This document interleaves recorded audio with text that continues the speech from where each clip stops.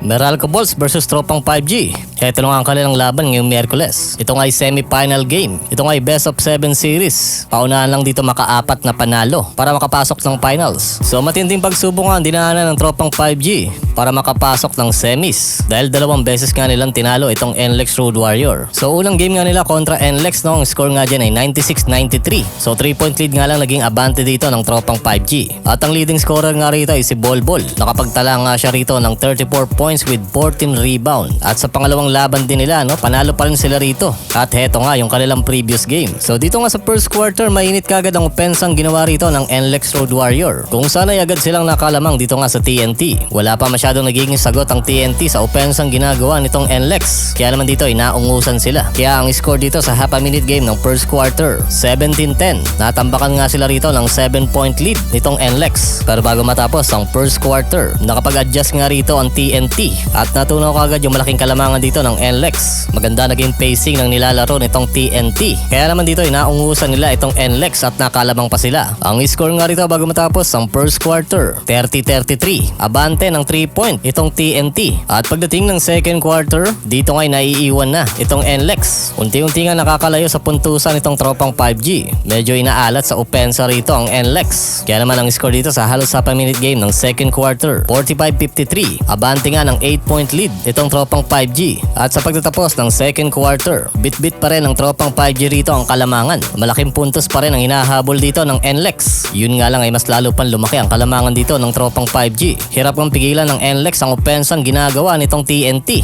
At medyo maalat din sila, no, pagdating sa puntusan. Kaya naman ang score dito, 52-64. 12-point lead nga ang abante nitong Tropang 5G. At pagdating ng third quarter, halos ganun pa rin ang sitwasyon dito. Malaking puntos pa rin ang tangan-tangan nitong Tropang 5G. Hirap nga makadikit dito ang NLEX pagdating sa score dahil sa ganda na rin ang opensang ginagawa nitong Tropang 5G. Kaya ang score dito ay 72-85. 13-point lead ang abante nitong Tropang 5G. At sa pagtatapos ng third quarter, hindi pa rin mapigilan dito ang Tropang 5G sa kanilang opensa. Hindi pa rin magawang makatapyas dito ng NLEX sa malaking kalamangan nitong Tropang 5G. Kung sana ay hirap pa nga rin sila, no, napigilan itong Tropang 5G. Kaya naman ang score dito ay 84-99. 15 points ang abante nitong Tropang 5G. At pagdating ng fourth quarter, dito nga ay take over na itong Tropang 5G. Hindi na nga nila hinayaan pang makadikit itong NLEX. Pagdating sa score, tuloy-tuloy pa rin ang kamada ng puntos dito ng Tropang 5G habang medyo maalat pa rin, no, itong NLEX. Kaya naman ang score dito ay 90-110. Lalo pa lumaki ang kalamangan dito ng Tropang 5G. Abante sila ng 20 points. At sa pagtatapos ng fourth quarter, no, pilit kang humahabol dito ang NLEX. Nagawa nga nila mapababa yung kalamangan dito ng Tropang 5G. Yun nga lang ay huli na ang lahat, no, dahil wala na nga masyadong oras para mahabol pa nila itong Tropang 5G. Kaya naman natapos sa final score, 112-118. Abante nga rito ng 6-point lead itong Tropang 5G. At dito nga'y pinangunahan ni Bolbol na nakapagtala ng 35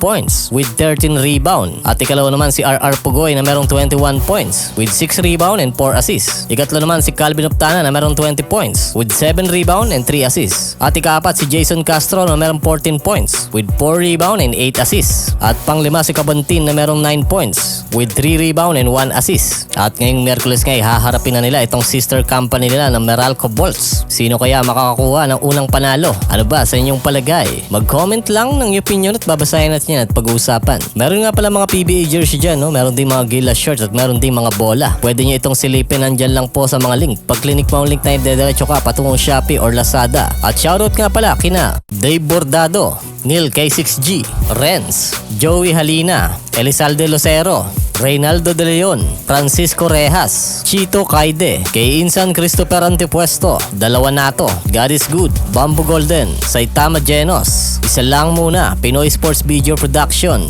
Bakakun, Prokoykoy TV, Susie Barbs Official,